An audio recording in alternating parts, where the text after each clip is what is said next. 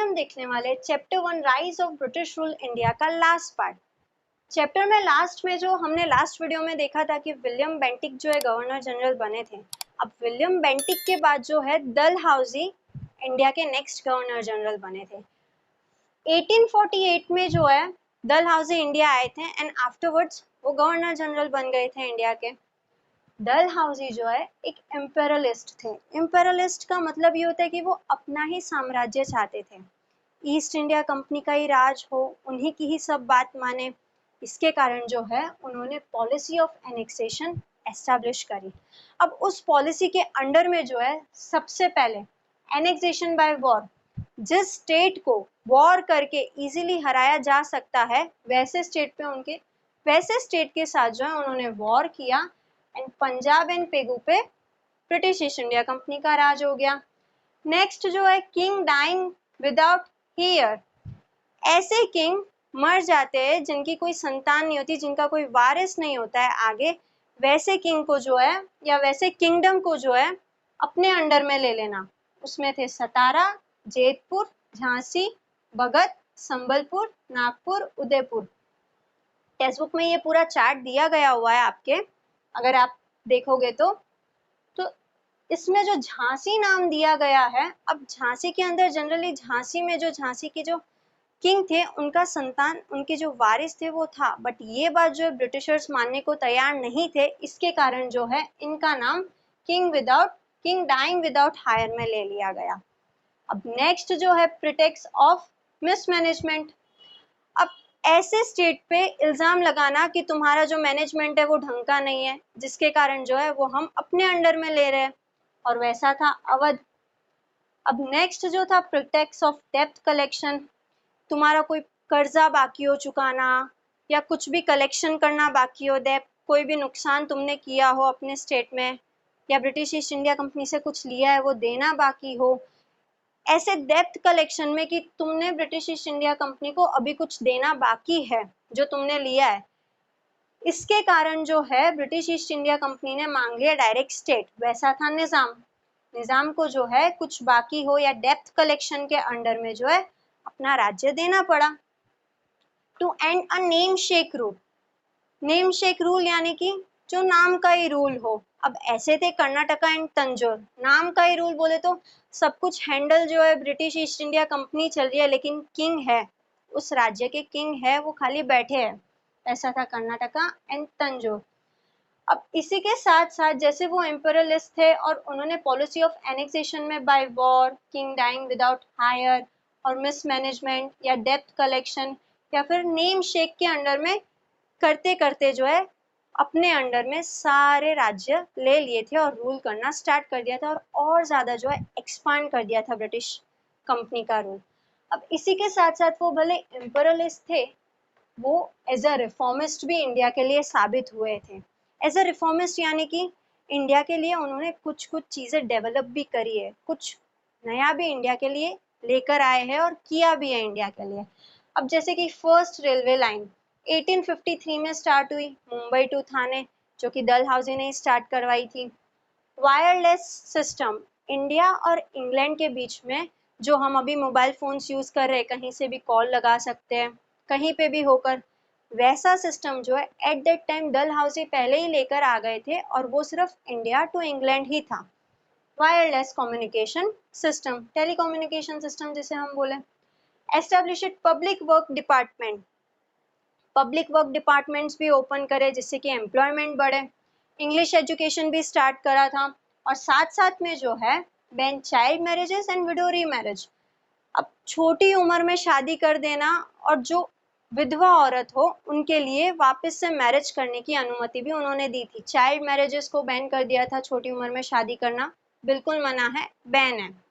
Window रीमैरिजेस, विधवा वापस से शादी कर सकती है। अब ये सब के चलते चलते जो है एज अ रिफॉर्मिस्ट उन्होंने इंडिया के लिए किया था। अब अगर हम बात करें आफ्टर बैटल ऑफ प्लेसी की, अब बैटल ऑफ प्लेसी कब हुई थी? 1757 एडी में। अब बैटल ऑफ प्लेसी से जो है पर्टिकुलर कंपनी का जो रूल बोलते हैं ना, main foundation of company rule, वो जो है तभी से स्टार्ट हुआ था। अब 1857 1757 टू 1857 हम अगर टाइम देखें तो ब्रिटिश ईस्ट इंडिया कंपनी जो है इंडिया में बहुत अच्छे से राज किया था और बहुत ज़्यादा फैल भी चुकी थी। और 1857 का टाइम ऐसा आ गया था कि लोगों को अब जो है ब्रिटिश ईस्ट इंडिया कंपनी से डिससेटिस्फेक्शन होने लगा। ब्रिटिश ईस्ट इंडिया कंपनी कुछ भी करे उन्हें जचता नहीं था, वो हमेशा डिससेटिस्फाइड ही रहते थे, क्योंकि ब्रिटिश ईस्ट इंडिया कंपनी जो है कभी लोगों का भला इतना नहीं कर पाते थे, जिसके कारण लोग जो है हमेशा उनके अगेंस्ट रहते थे। और 1857 में जो है फर्स्ट स्ट्रगल के लिए उनके अंदर जागरूकता हुई कि चलो अब हमें स्ट्रगल चाहिए, अब हमें इंडिपेंडेंस होना ही पड़ेगा, कब तक ब्रिटिश ईस्ट इंडिया कंपनी की सुनेंगे। तो फर्स्ट बोलते हैं ना, फर्स्ट स्ट्रगल, फर्स्ट इंडिपेंडेंस उन्हें अब चाहिए, ऐसा उन्हें कब अंदर से लगा, 1857 में। अब ये चैप्टर में जो पोर्शन है इतना ही दिया हुआ है, नेक्स्ट इसके अबाउट स्ट्रगल जो है वो हम नेक्स्ट चैप्टर में कंटिन्यू करेंगे। अब अगर हम चैप्टर के नेक्स्ट टॉपिक पे जाए, इकोनॉमिक इम्पैक्ट। इकोनॉमिक इम्पैक्ट यानी कि इकोनॉमिकली हमें कितना इम्पैक्ट मिला है ब्रिटिश ईस्ट इंडिया कंपनी से। तो अगर मैं बात करूँ पहले के इंडिया की, जैसे कि 12th सेंचुरी हो, 13th सेंचुरी हो, या 14th सेंचुरी हो, या 15th सेंचुरी टिल, जब तक यानी British east India company India में नहीं आई थी या अदर फॉरेनर कंट्रीज इंडिया में नहीं आई थी, तब जो इंडिया है खुद रॉ मटेरियल्स प्रोड्यूस करता था और साथ साथ में जो है फिनिश गुड्स भी बनाता था। रॉ मटेरियल्स भी खुद प्रोड्यूस कर रहा है और फिनिश गुड्स भी खुद बना रहा है और खुद ही खुद सब सेल कर रहा है। अब ब्रिटिश ईस्ट इंडिया कंपनी के राज में जो है सिर्फ और सिर्फ रॉ मटेरियल बनाने जितना ही उन्होंने रख दिया था, उनको फिनिश गुड बनाने की परमिशन नहीं दी थी कि सिर्फ और सिर्फ इंडिया में जो है रॉ मटेरियल्स प्रोड्यूस होंगे और वो रॉ मटेरियल्स जो है वो इंग्लैंड जाएंगे, इंग्लैंड में जो है तैयार गुड फिनिश गुड्स बन के जो है इंडिया के मार्केट्स में बिकेंगे। ऐसा जो है ब्रिटिश ईस्ट इंडिया कंपनी ने इंडिया के साथ कर दिया था, जिसकी वजह से इंडिया की इकोनॉमी पे बहुत ज़्यादा फर्क पड़ गया था और इससे जो है इंडिया की इकोनॉमी नीचे चली जा रही थी। अब बंगाल से जो है cotton cloth, raw silk, sugar, jute, muslin, ये सब जो है इंग्लैंड में बहुत ज़्यादा डिमांड थी, तो ये सब चीज़ें बंगाल जो है इंग्लैंड को एक्सपोर्ट करता था टिल 1700 टू 1756। अब इसके बाद जो है बंगाल के अंदर डुअल पावर पॉलिसी स्टार्ट हो गई। डुअल पावर पॉलिसी यानी कि द्विमुखी शासन। द्विमुखी शासन यानी कि पहला इसमें ये होगा कि टैक्स जो है जितना भी जिस भी स्टेट को जो टैक्स है वो ब्रिटिश ईस्ट इंडिया कंपनी करेगी, लेकिन जब लोगों के भलाई की बात आई, वेलफेयर की बात आई, वो जो है वहाँ के किंग या फिर वहाँ के नवाब देखेंगे। और द्विमुखी शासन, डुअल पावर पॉलिसी जो है सबसे पहले बंगाल में ही इंट्रोड्यूस हुई थी, जिसके कारण टैक्स जितना भी है वो ब्रिटिश ईस्ट इंडिया कंपनी ले रही थी और वेलफेयर के लिए जो है लोगों की भलाई के लिए जो है बंगाल के पास पैसे ही नहीं बच रहे थे। इनफ पैसे नहीं होंगे किसी के लोगों की भलाई करने के लिए तो कितना भलाई कर पाएगा एक किंग भी अपने से खुद से भी, है ना। जिसके कारण जो है बंगाल की प्रोस्पेरिटी, इकोनॉमिक प्रोस्पेरिटी जो है बहुत ज़्यादा डाउन होती गई, एक तरीके से धीरे धीरे फेड हो गई थी, एकदम लाइट हो गई थी, ढंग से जो है इकोनॉमिक प्रोस्पेरिटी उनकी नहीं मेंटेन हुई ब्रिटिश ईस्ट इंडिया कंपनी के वजह से। अब ब्रिटिश ईस्ट इंडिया कंपनी ने इनके साथ तो ऐसा किया, अब नेक्स्ट जो है peasants become debtors because of unfair policy. Peasants यानी कि फार्मर्स। अब जो फार्मर्स हुआ करते थे पहले के टाइम पे, ब्रिटिश कंपनी के टाइम पे, उन फार्मर्स पे जो है अनफेयर पॉलिसीज के टैक्सेस लगा रहे थे और जिसके कारण जो है उन्हें कर्जे में डुबाए जा रहे थे।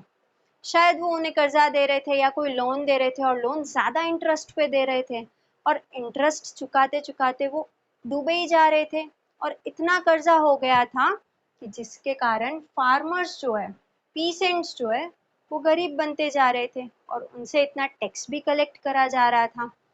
नेक्स्ट जो है taxes on Indian cloth industries.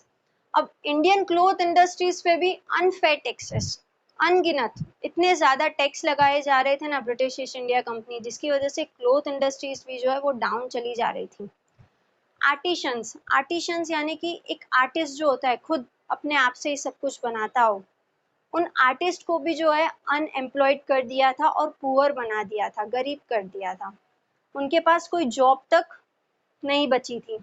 Weavers, अब उस समय जो वेवर्स हुआ करते थे, वेवर्स यानी कि जो बुनाई करते हो, सिलाई करते हो, अब ब्रिटिश ईस्ट इंडिया कंपनी जो है उन वेवर्स को जो है एक पर्टिकुलर टाइम देती थी कि इतने सारे कपड़े जो है वो आपको इतने समय में सिलने हैं, और वो बहुत कम टाइम देती थी, जिसके कारण जो है वेवर्स के ऊपर एक बर्डन रहता था कि इतने कम टाइम में इतने सारे कपड़े सिलने हैं। इसके कारण जो है ब्रिटिश ईस्ट इंडिया कंपनी अगर ऐसा कोई नहीं कर पाता था या कपड़े नहीं सील पाता था जितना time British east India company ने दिया, at that time British east India company जो है उस वेवर को जेल में डाल देती थी और जेल में ले जाकर मारती थी। अगर कोई उनकी बात नहीं मान रहा हो तो बात नहीं मानने की तो बात ही नहीं आती, अगर काम टाइम पे नहीं किया है तो उन्हें सजा मिलती थी। अब इसके बाद जो है इतना सब कुछ हो रहा था, लेकिन इससे पहले की अगर मैं बात करूं तो इंडिया ऐसा नहीं था। इंडिया सेल्फ रिलायंट था, जैसे कि मैंने पहले भी बोला था इकोनॉमिक इम्पैक्ट के स्टार्ट होते ही कि इंडिया जो है खुद पे डिपेंड था, खुद रॉ मटेरियल बनाता था और खुद फिनिश गुड्स ही बनाता था और प्रोड्यूस करता था इंडिया के मार्केट में। लेकिन ब्रिटिश ईस्ट इंडिया कंपनी की वजह से जो है वो सेल्फ रिलायंट नहीं रहा, वो डिपेंडेड हो गया। ब्रिटिश ईस्ट इंडिया कंपनी जैसा बोलेगी उन्हें वैसा ही करना है, और जैसे वो डिपेंडेंट भी हो गए ब्रिटिश ईस्ट इंडिया कंपनी के ऊपर, वैसे वो पुअर भी होते चले गए। धीरे धीरे उनकी गरीबी बहुत ज्यादा बढ़ गई थी। अब सेल्फ रिलायंट वो पहले थे लेकिन ब्रिटिश ईस्ट इंडिया कंपनी में नहीं थे। ब्रिटिश ईस्ट इंडिया कंपनी ने जो है साथ साथ में जैसे रेलवे लाइन ओपन करी मुंबई टू थाने, उसी के साथ साथ जो है steamer service, India to England steamer service भी स्टार्ट कर दी और पोर्ट्स भी डेवलप करे, जो कि मुंबई, मद्रास और कोलकाता में ये 3 जगह पे जो है पोर्ट्स डेवलप करे। यहाँ पे जो है इकोनॉमिक इम्पैक्ट फिनिश होता है। अब इकोनॉमिक इम्पैक्ट के बाद आता है next topic social impact. Social impact यानी कि सोसाइटी पे ब्रिटिश ईस्ट इंडिया कंपनी का क्या इम्पैक्ट हुआ है, क्या असर पड़ा है। अब सबसे पहले अब मैंने पॉइंट लिखा है न्यूज़पेपर। अब ये मैंने पॉइंट इसलिए लिखा है कि पहले के ज़माने में जो है लोग कुछ भी सोचते थे या कुछ भी मतलब अपने दिमाग से लिखते थे तो वो जो है वो सिर्फ उन्हीं के पास ही मौजूद था। जो भी बड़े बड़े लेखक हो या राइटर हो या कुछ जिन्हें ज़्यादा नॉलेज हो, वो खुद के पास ही रहता था, किसी और के पास पहुंचाने के लिए जो है कोई एक वो बोलते ना रिसोर्स नहीं था। और ब्रिटिश ईस्ट इंडिया कंपनी ने जो है न्यूज़पेपर की स्टार्टिंग करी। अब जिसके कारण लोगों को जो है फ्रीडम मिल गई अपने स्पीच की, कि वो कुछ भी बोल रहे हैं या कुछ भी सोच रहे हैं वो फ्रीली जो है न्यूज़पेपर में दे सकते हैं, जिसके कारण बाकी लोगों तक भी पहुंचे। अब न्यूज़पेपर के साथ साथ जो है ब्रिटिश ईस्ट इंडिया कंपनी ने एक और फायदा सोसाइटी के लिए ये किया था, कस्टम राइट्स एंड रिचुअल्स। जो इंडिया में कस्टम राइट्स एंड रिचुअल्स चलते थे, राइट, सती सिस्टम हुआ, फीमेल इन्फेंटिसाइड हुआ, चाइल्ड मैरिज हुआ या विडो रीमैरिज हुआ। सती सिस्टम, इसका मतलब ये होता है कि अगर कोई हस्बैंड मर गया हो और वाइफ जिंदा है, लेकिन हस्बैंड की जब चिता जल रही हो वाइफ को भी उस जलती चिता में जला के मार दिया जाएगा। इस पर जो है ब्रिटिश ईस्ट इंडिया कंपनी ने बैन लगाया। फीमेल इन्फेंटिसाइड, अगर कोई फीमेल चाइल्ड जन्मी हो उसे तुरंत मार देना, ऐसे पहले के इंडियंस की सोच थी, उस पर भी बैन लगाया। चाइल्ड मैरिज, छोटी उम्र में शादी कर देना, उस पर भी जो है ब्रिटिश ईस्ट इंडिया कंपनी ने बैन लगाया। और विडो री मैरिजेस, जो विधवा हो गई है उनको वापस से मैरिज करने का हक है, इसका भी जो है उन्होंने एक हक दिया।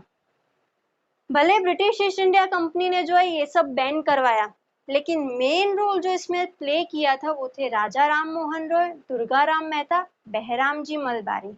ये 3 इंडियंस ने जो है इसके लॉ पास करवाए थे। बिना लॉ पास करे हुए इम्प्लीमेंट कैसे होगा, इसलिए लॉ पास करवाने में जो नेम है वो ये तीनों ने एक अच्छा रोल प्ले किया है, मेन रोल प्ले किया है। और इन्हीं के कारण ही जो है ब्रिटिश ईस्ट इंडिया कंपनी ने इस पे बैन लगाया था। अब धीरे धीरे ब्रिटिश ईस्ट इंडिया कंपनी पूरे इंडिया में फैल गई है, राइट। अब British east India company use कौन सी लैंग्वेज करती थी, इंग्लिश लैंग्वेज। अब इंग्लिश की डिमांड बढ़ गई थी। जितना भी एडमिनिस्ट्रेटिव फ्रेमवर्क हो, जितने भी काम हो, रिप्रेजेंटेटिव एडमिनिस्ट्रेटिव वर्क, वो सब कुछ इंग्लिश में ही हुआ करते थे। इसके कारण इंग्लिश एजुकेशन की डिमांड बहुत ज़्यादा बढ़ गई थी। अब इंग्लिश एजुकेशन की डिमांड बढ़ गई है तो सबसे पहले लॉर्ड मकाउले ने जो है इंग्लिश एजुकेशन स्टार्ट करवाया। डलहौजी ने भले ही स्टार्ट करवाया, लेकिन फर्स्ट जो कदम बोलते हैं ना मेन, लॉर्ड मकाउले ने इसके ऊपर किया है काम। अब लॉर्ड मकाउले ने इंग्लिश एजुकेशन स्कूल्स में स्टार्ट कर दिया था, साथ साथ में चार्ल्स वुड ने जो है यूनिवर्सिटीज में स्टार्ट करवाया था। और चार्ल्स वुड ने जो है मद्रास, मुंबई एंड कोलकाता, ये इस तीन जगह की मेन यूनिवर्सिटीज में जो है इंग्लिश एजुकेशन स्टार्ट करवाया।